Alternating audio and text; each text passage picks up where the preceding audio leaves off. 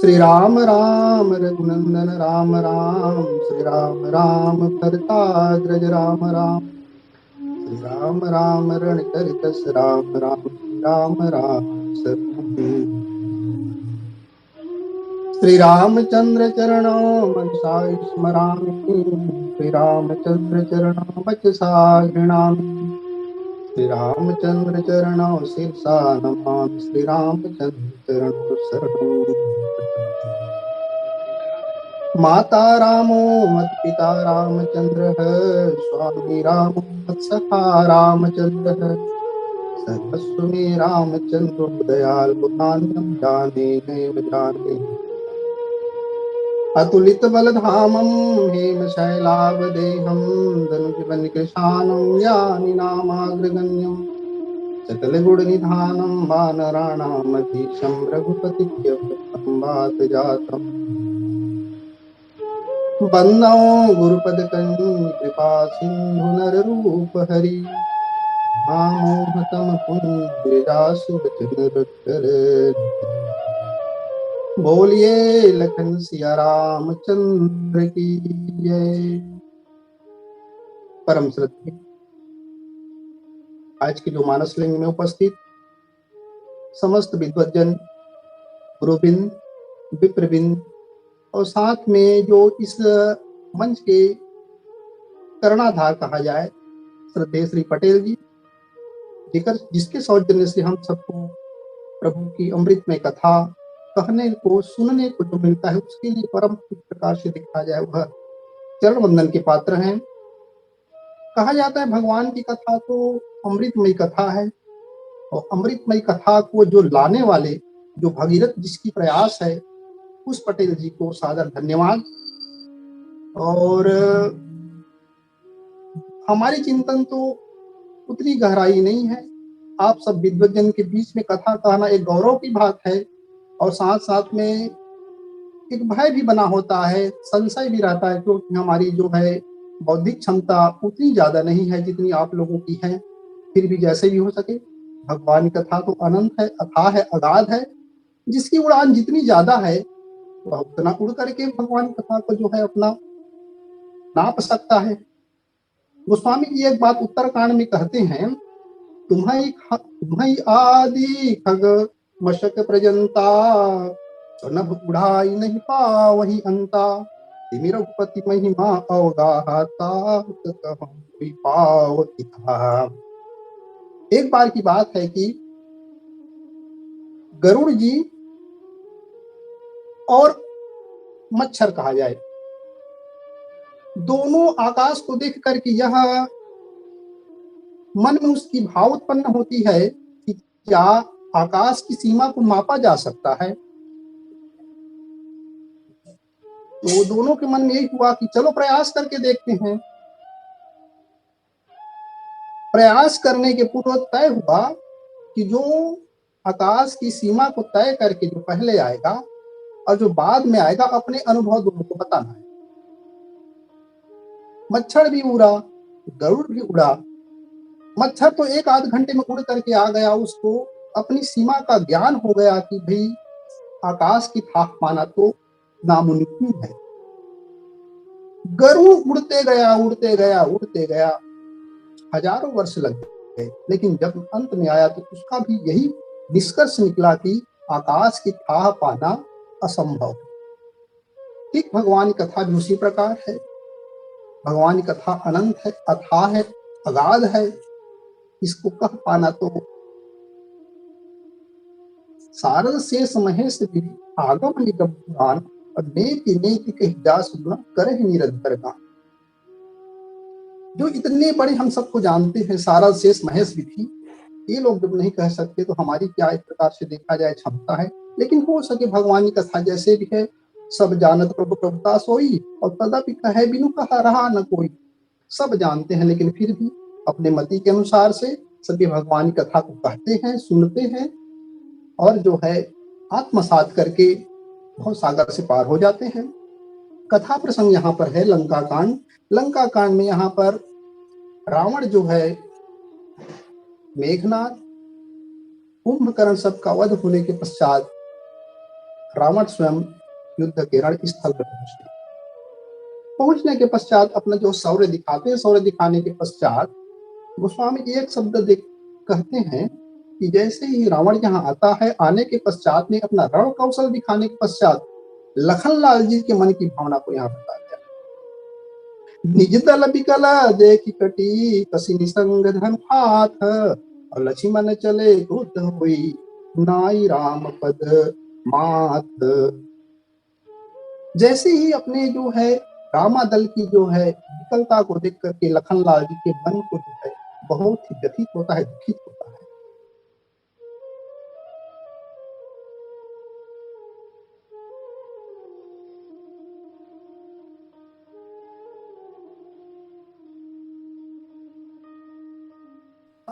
अवतरण भी हुआ है, हम सब जानते हैं कि रघुपति की रति विमल पताका अदंड समान जस जाका और शेष सहस्त्र शीस जग कारण जो अवतरे भूमि भय तारन। भगवान की कीर्ति यश को फैलाने के लिए लखनलाल जी को डंडे के समान है। अगर उसकी कीर्ति में कहीं भी बट्टा लगे तो लखनलाल जी सबसे ज्यादा व्याकुल हो जाते हैं। हम सब जानते हैं लखनलाल जी तो शेषावतार है। अगर शेषावतार के फणी के में अगर मणि में कहीं भी प्रकार के बट्टा आ जाए तो सबसे ज्यादा क्रोध तो मणि को ही होता है। हम लोग सब जानते हैं कि धनुष्य के संदर्भ में जैसे ही जनक जी महाराज यह कहते हैं, अब जनिको माखे भटमानी वीर विहीन मही मैं जानी तजहु आसु निज निज गृह जाहु लिखा न विधि गए दे बाहु। इतना को सुनते हैं लखनलाल जी के मन बहुत व्यतीत हो जाता है। हमारे प्रभु के होते हुए भी जब जनक जी जानते हैं कि ये तो दोनों तो ईश्वर के साधारण नर नारायण के अवतार है, इसके होते हुए इस प्रकार के वचन कहना। तुम आखे लखन कुटिल भई बहु रदपट हरकत न सिरहि। बहुत एक प्रकार से देखा जाए मन में व्यथा हो जाती है, उत्पन्न हो जाता है, दुख उत्पन्न होता है। ठीक उसी प्रकार यह रामा दल की व्यथा को देखकर लखनलाल जी युद्ध मैदान में पहुंचते हैं। उस पहुंचने के पश्चात में हम सब जानते हैं कि वहां पर रावण की जो दुर्गति हुई थी, तो ऐसा लगता है कि रावण को अब एहसास हो जाता है कि अगर मेरे पास जो ब्रह्मा के दिया हुआ अगर सांगिक मैं उपयोग तो नहीं करता हूं तो मेरा प्राण बचना असंभव है। तब क्या करता है, सो ब्रह्मदत्त प्रचंड शक्ति अनंत उर लागी सही पर यो वीर बिकल उठाव दस मुख बल महिमा रही। बताया जाता है कि इस सांगी को ब्रह्मा जी ने रावण को, जब रावण मन में यह विचार कर लेता है कि मेरे भी जितने भी राक्षस हैं वो मृत्यु के पश्चात नरक में जाते हैं, नरक में जाने पर बहुत ही एक प्रकार से देखा जाए पीड़ा का वर्णन किया गया है, ऐसा शास्त्रों में सुना गया है। रावण विचार करता है कि अगर नरक ही ना हो तो मृत्यु के पश्चात ये लोग नरक में जाएंगे नहीं। यह विचार करके उसने उस नरक को ही एक प्रकार से देखा जाए समाप्त करने के लिए उसको बाणों से काटना चालू कर दिया। ब्रह्मा जी ने देखा कि अरे मेरी सृष्टि में तो जो मैं रचना किया हूं उस रचना के विपरीत है। जा करके रावण को समझाया जाता है। समझाने के पश्चात रावण मान तो जाता है, लेकिन मानने के पश्चात ब्रह्मा से वह एक दिव्यास्त्र मांग लेता है। तो बताया जाता है कि जो सांगी जो है वही सांगी ब्रह्मा जी द्वारा दिया हुआ, तो उसी सांगी को यहाँ पर सो ब्रह्मदत्त प्रचंड शक्ति अनंत उर्लाही सही लखनलाल जी के हृदय स्थल में वह जो सांगी का प्रहार होता है। तो पढ़ने के पश्चात क्या होता है? परयो वीर विकल उठाए दसमुख अतुल बल महिमा रही। रावण विचार करता है कि पूर्व मेघनाथ के द्वारा लखनलाल जी को मूर्छित किया गया था। मूर्छित होने के पश्चात हम सब जानते हैं कि सुषेण वैद्य के द्वारा, हनुमान जी के द्वारा संजीवनी बूटी लाने के पश्चात लखनलाल जी पुनः सचेत अवस्था में आ गए।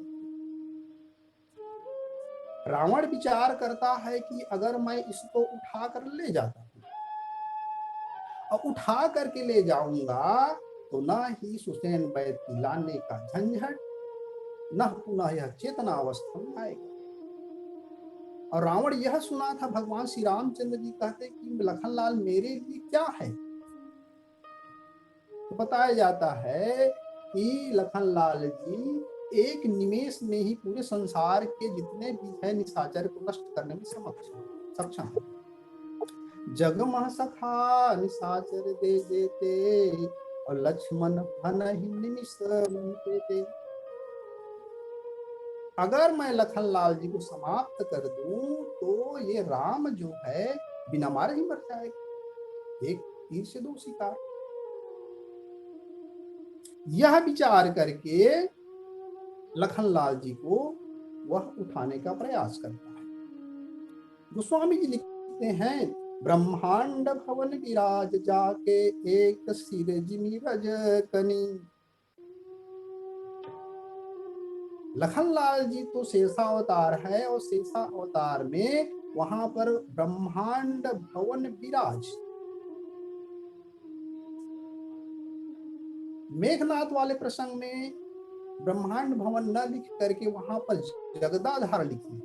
तात्पर्य यह है कि हम लोग सब जानते हैं कि यह जो रावण है, रावण जो है कैलाश पर्वत को उठा लिया था और कैलाश पर्वत को उठाने का उसको बहुत ही ज्यादा अहंकार भी था। उसको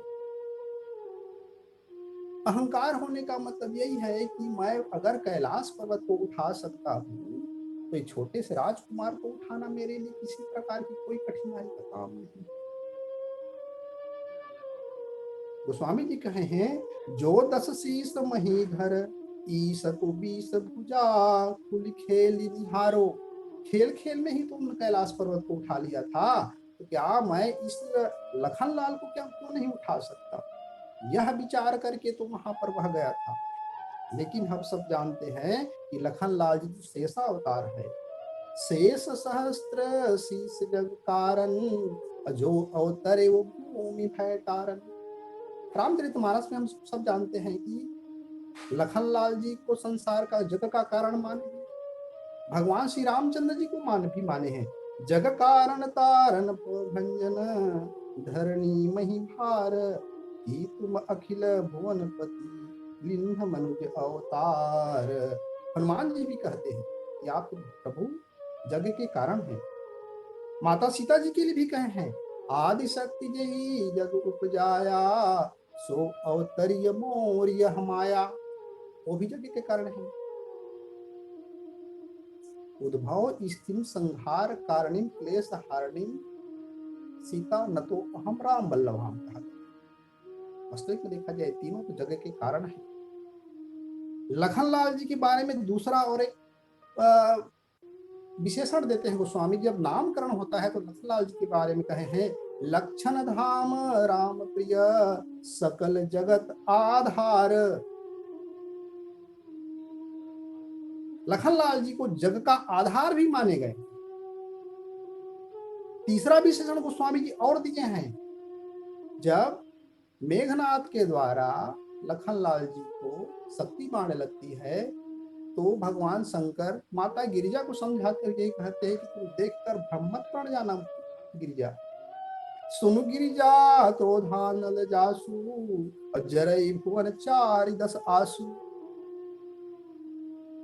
ये 14 भुवन है जिसके क्रोध की अग्नि से जल जाते हैं, जो संसार के कारण है, आधार है, और संसार को जो है एक प्रकार से देखा जाए नष्ट करने का काम भी करते हैं, काल के रूप में महाकाल भी। तो इस प्रकार के उपमा जिसमें है, जिसमें सामर्थ्य है, उसको क्या रावण उठा सकता है क्या? मात्र एक पर्वत को उठा लेने वाला अपने आप को इतना ज्यादा कहा जाए कि अभिमान के कारण से, यह अभिमान के कारण से यह सब कह रहा है। और अंगद को तो वह बहुत समझाया था कि जब अंगद और रावण संवाद चलता है तो अंगद और रावण संवाद में भी यही बात कहा गया है, बार बार कहता है।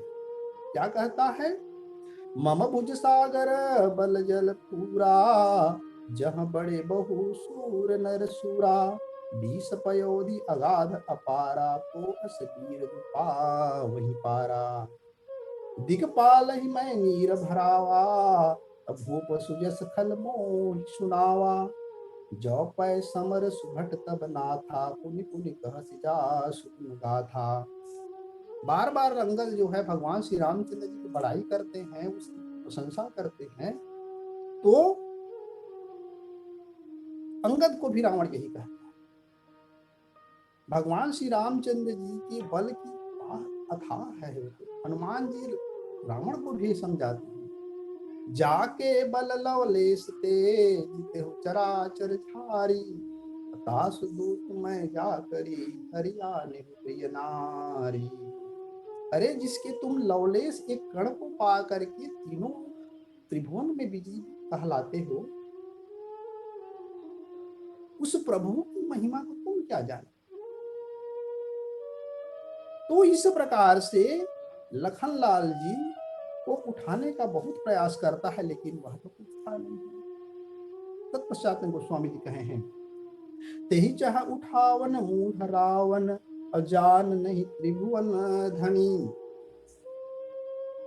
गोस्वामी जी एक संकेत देता है कि वह उठाने का तो प्रयास करता है, लेकिन उठाने में जब असफल हो जाता है तो उसको एक प्रकार से देखा जाए मूर्खता की श्रेणी में बताया गया। तो यह हठ क्यों कर रहा है, मूर्खता क्यों है? तो हम सब जानते हैं मूर्ख उसे कहा जाता है जो जानते हुए भी अनजान की तरह कार्य करे, वह मूढ़ ही है। जब वह नहीं उठा सका, दूर से हनुमान जी महाराज जब देखे तो क्या है, गोस्वामी जी कहते हैं, देखी पवन सुत धायऊ, बोलत बचन कठोर। आवत कपि हन्योत ही, मुष्टि प्रहार प्रभुर। देखी पवन सुत, यहाँ पर गोस्वामी की देखो शब्द रचना अद्भुत। पवन सुत, जहां पर पवन सुत आता है वहां पर तीव्रता की एक प्रकार से देखा जाए संकेत किया। जैसे जब भगवान श्री रामचंद्र जी माता सीता की खोज करने के लिए हनुमान को भेजते हैं, तो हनुमान शब्द वहां पर भी नहीं, पवन सुती है। पाछे पवन तनय सिर नावा, जान काज प्रभु निकट बुलावा। और परसा शीस सरोरुह पानी, कर मुद्रिका दिन जन जानी। जहां पर तीव्रता का संकेत, जहां पर बोध करवाना होता है, गोस्वामी जी पवन सुत है।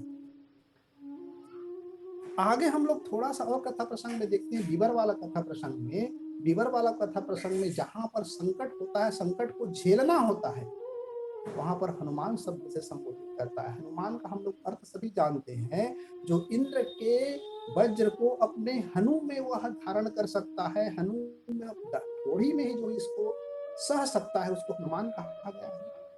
वहां पर संकेत क्या है, आगे कह हनुमंत ही लिन्हा, पैठा बिबर विलंबन किन्हा।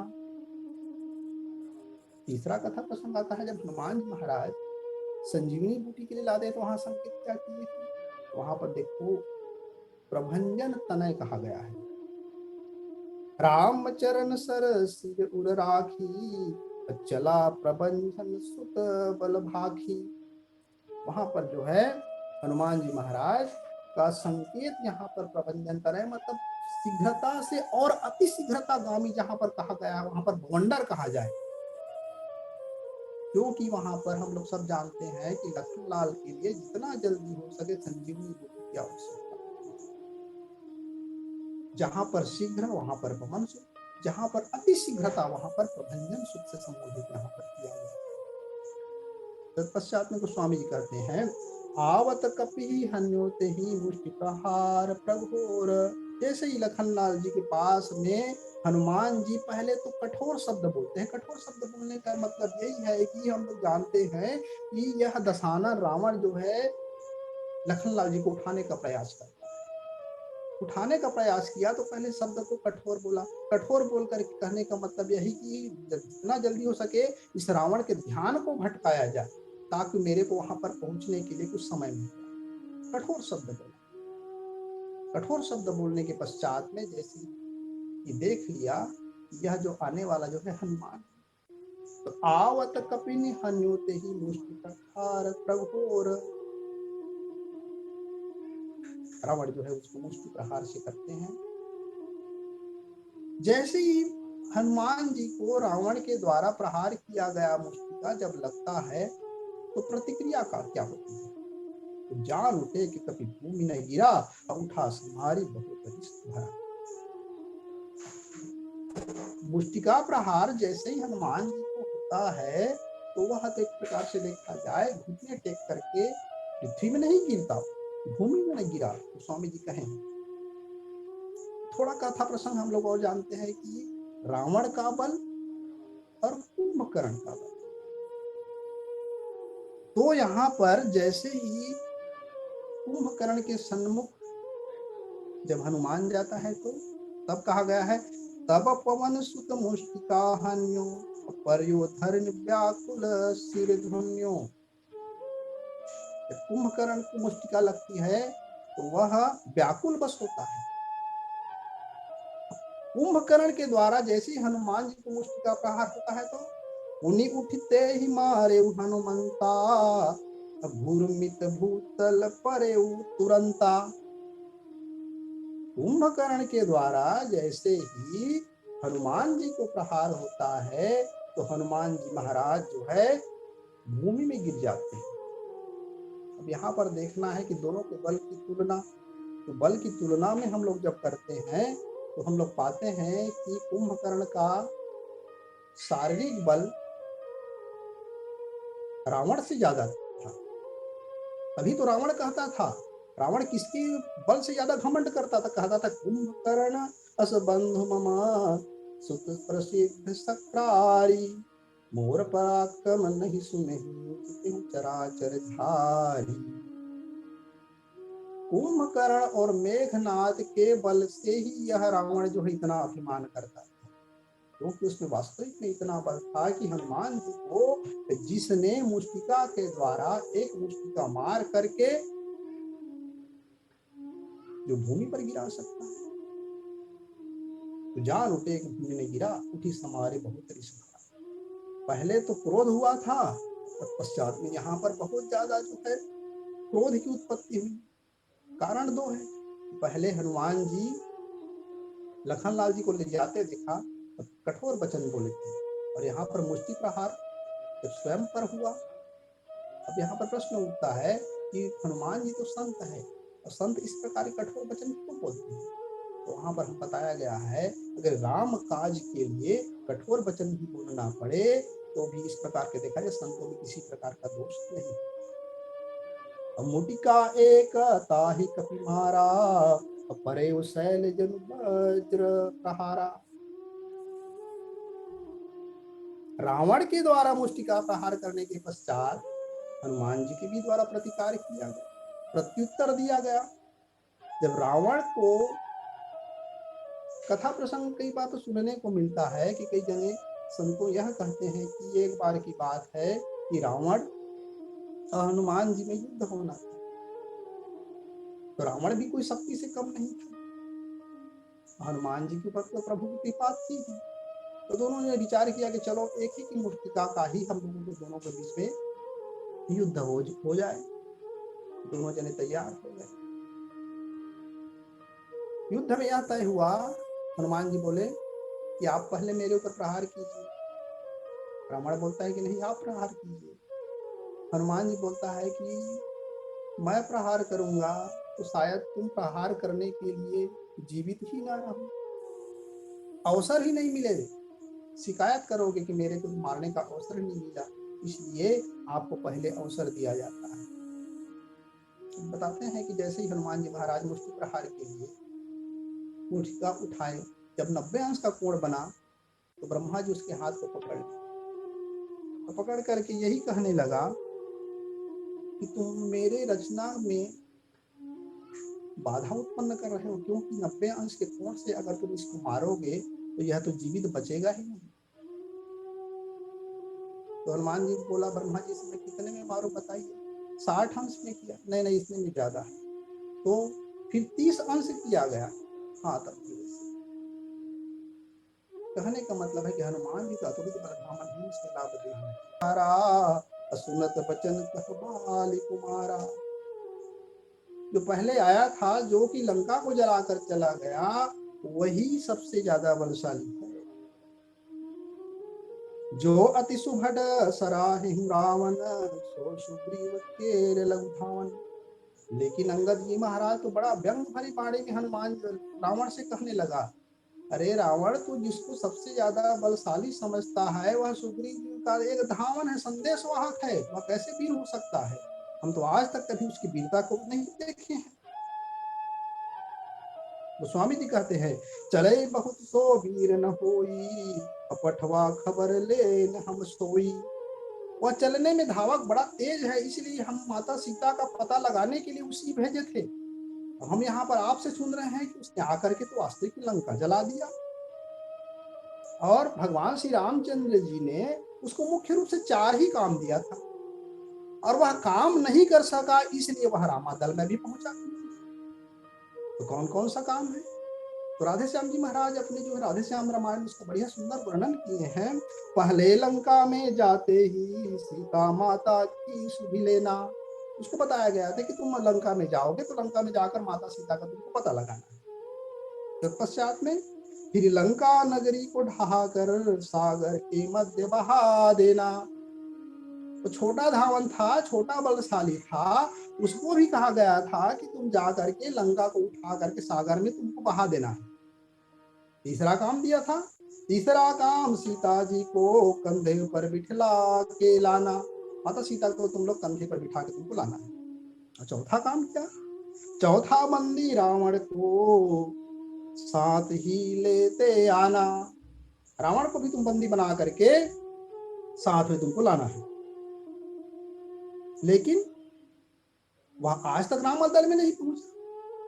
वह आज इस समय प्रकट हुआ, कुछ काज न वह कर पाया है, इसलिए वहां पहुंचा न अभी, शायद मुंह तक न दिखाया है। अभी तक उसने मुंह नहीं दिखाया है। तो भगवान श्री रामचंद्र के कार्य को सिद्ध ही नहीं कर सका था। सुख सारण को भी जय भगवान श्री रामचंद्र जी की उसके दल के बल और बुद्धि के बारे में जैसे ही रावण ने पूछा था, तो सुख सारण ने भी कहा था, जेहि पुरत है वो हते उस थोड़ा, सकल कपिन महत ही बल थोड़ा। तुम्हारे लंका को जिसने जलाया था वह बानर पूरा रामा दल में सबसे कमजोर बानर था। वह यहाँ पर अंगद जी भी महाराज और सुख सारण जो है, दोनों हनुमान जी के बल को इतने न्यूनतम क्यों आंकते हैं? जानते हैं कि रावण जो है बड़ा अहंकारी है, और किसी के अहंकार पर अगर चोट किया जाए तो या तो अहंकार कम हो जाएगा, ममता कम हो जाएगी, या फिर अहंकार बढ़ जाएगा। कहने का मतलब, अगर जो जितना ज्यादा बीमार है उसको उतनी ही कड़वी दवा अगर दी जाए तो वह जल्दी। रावण की बीमारी यही था, मोह को बताया, मोह सकल जाति कर मूला, अतिगतः पुनि कुटजहि बहु शूला। हनुमान जी को रावण को देख करके तुरंत पहचान लिए थे कि तुमको बीमारी क्या है और इलाज क्या है, बता दिए थे। मोह मूल बहुशूल प्रद, त्याग उत्तम अभिमान, भजहु राम रघुनायक, कृपा शील भगवान। हनुमान जी महाराज रावण को देख करके बता दिए कि तुमको वास्तविक में देखा जाए मोह रूपी सबसे भी बड़ी बीमारी है। तो करना क्या है, तो बताते हैं कि किसी को बीमार है तो पथ्य और कुपथ्य के संदर्भ में हम सब जानते हैं। तो तुमको ज्यादा नहीं करना है, तुमको अभिमान को कुछ छोड़ना है, अब पूरा पूरा नहीं छोड़ना है। तुम राजा हो तो राजसिक अभिमान भी चाहिए, धर्म कर्म करते हो तो सात्विक अभिमान भी चाहिए, लेकिन जो ये तम रूपी अभिमान है इसको तो छोड़ दो। बड़ा बहुत सुंदर समझाया था भगवान श्री रामचंद्र के द्वारा हनुमान जी जो गए थे उसको। लेकिन रावण तो अभिमान के द्वारा इतना फूला हुआ था कि हनुमान जी को कोई बात नहीं सुनी। तत्पश्चात में यहाँ तो कहते हैं, धिग धिग मम पौरुष धिग मोही, जौ दैत्यत रहे शिशुर द्रोही, अस कई लक्ष्मण कपि कपि जायो, देख दसानन विस्मय पायो। हनुमान जी महाराज लखनलाल जी के पास में गए, उस कान में धीरे से कह देते, प्रभु अब लीला में आप अपने आप को हल्का कर लीजिए। जैसे कोई लीला कर रहे हैं, लीला में तो किसी को मरना है या किसी को जीना है बहुत आसान बात है। नाटक करना है, नाटक में क्या है, नाटक में कोई भी तो मर सकता है, जी भी सकता है। लखनलाल जी के काम में जैसे ही असर पकड़ा, हनुमान जी आ चुके हैं, बिल्कुल अपने आप को बिल्कुल हल्का कर लिए। हल्का करने के पश्चात में जैसे ही हनुमान जी महाराज लखनलाल को उठा कर ले गए, देख दशा विस्मय, बड़ा विस्मित हुआ। अरे मैंने कैलाश पर्वत को मैं उठा चुका हूँ और ये छोटा सा बानर कैसे उठा कर ले गया। सुनत बचन उठी बैठ कृपाला, कह रघुवीर सबु जिय भ्राता, तुम वृतांत तक्षक सुर त्राता, सुनत बचन उठ बैठ कृपाला, गई गगन शोषक कराला। भगवान श्री रामचंद्र जी वहां पर जाते हैं, जाने के पश्चात में लखनलाल जी का स्वरूप ज्ञान करवाते हैं। तो स्वरूप ज्ञान कराने के पश्चात में लखनलाल जी महाराज बैठ गए। प्रश्न यहीं पर उठता है कि पहले जब मेघनाथ के द्वारा शक्ति मार लगा था तो पूरा प्रक्रिया करनी पड़ी थी। सुशीर्ण वैद्य को लाना, संजीवनी बूटी को लाना, ये प्रक्रिया के द्वारा गुजरा हुआ था। लोग कहते हैं कि इसको नरलीला कहा गया है, और अभी वाले जो लीला भगवान कर रहे हैं उसको ऐश्वर्य लीला भी कहते हैं। अब प्रश्न उठता है, उस समय भी तो ऐश्वर्य लीला भगवान कर सकते थे। तो बताया जाता है कि संतों के द्वारा सुना गया है कि लखनलाल जी को भी कुछ अभिमान हुआ था, और अभिमान को भी दूर करना था। हम सब जानते हैं जन अभिमान राखो, भगवान श्री रामचंद्र जी अपने जो जन होते हैं उसके अभिमान को भी नहीं रखते। कहा जाता है कि पहले जब मेघनाथ के साथ में युद्ध हुआ था तो वहां पर जब लखनलाल जी जाते हैं तो वहां पर एक प्रक्रिया में थोड़ा सा भगवान श्री रामचंद्र जी से आशीष नहीं लिए थे। आय सुमांगी राम लक्ष्मण चले बाण सरासन, आज्ञा तो लिए थे लेकिन प्रणाम नहीं। दूसरा कथा प्रसंग सुनने में आता है कि जो सौरी वाला प्रसंग है, जब सौरी जो है भगवान श्री रामचंद्र जी का सौरी को बेर को खाते हैं, लेकिन लखनलाल जी के द्वारा यह बेर खाने का कोई प्रसंग नहीं है। जब भगवान श्री रामचंद्र जी सौरी की बेर की प्रशंसा करते हैं तो प्रेम सहित प्रभु खाए, बारंबार बखानी वहां पर आया है। अब बखानने के पश्चात में लखनलाल जी को कहते हैं, लखनलाल जी को कहते हैं, राधे श्याम रामायण में इसका सुंदर वर्णन मिलता है। लक्ष्मण तुमने खाया ना बेर, देखो तो कैसा मीठा है, पृथ्वी से ले आकाश तक जो कुछ भी है सब इससे फीका है। तुमने बहुत खिलाया पर इससे बढ़कर स्वाद नहीं, सीता का परसा भी भोजन देता, इतना आनंद नहीं। तुम खाते नहीं क्या बात है, सब चाहते हो बोलो लक्ष्मण। इन बेरों में है प्रेम भरा, लो एक बेर तो लो लक्ष्मण। भगवान श्री राम जी बहुत विनती करते हैं, कम से कम एक बेर तो खाओ तुम। भगवान की बहुत विनय करने से लखनलाल जी महाराज एक बेर तो ले लिया।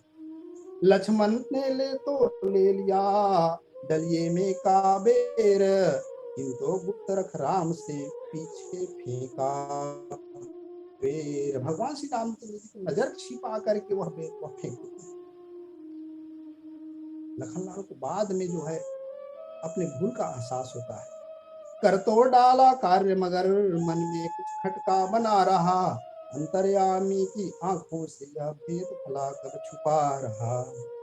यह कथा अगाड़ी आएगी, द्रोणागिरि जाकर गिरी वही, श्री रघुवीर की इच्छा से औषधि बनी संजीवनी वही।